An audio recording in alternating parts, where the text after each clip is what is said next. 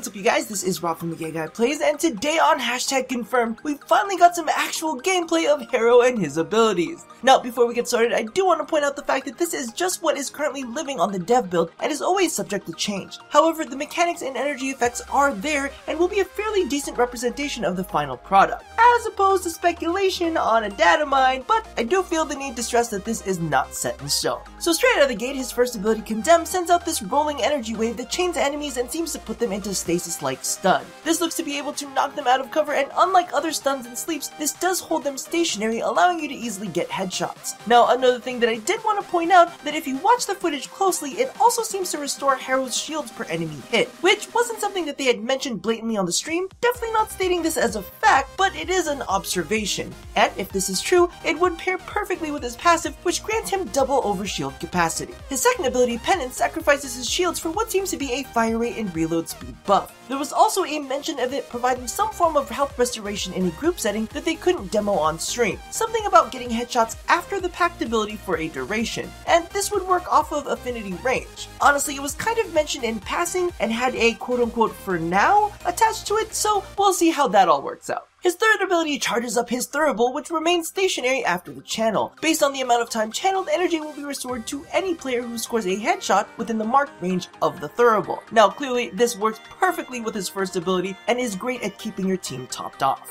And his final ability, Pact, gives him and his team a period of invulnerability, storing all damage taken and converting it into a damage buff after the effect has worn off. Do keep in mind that this ability does have a recast timer, so you will not be able to run around permanently invincible. Now, clearly, I am posting this pretty quickly after the dev stream, so this hasn't all quite sunk in quite yet, but I'm sure there are going to be some amazing synergies that you can pull off with this one.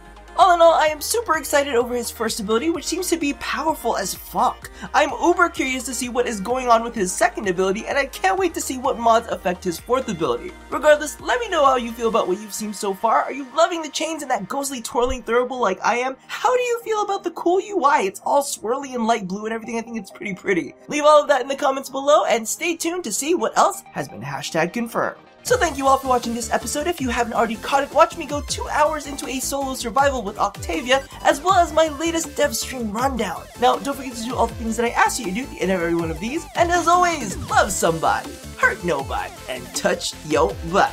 I'll see you guys next time. Bye-bye!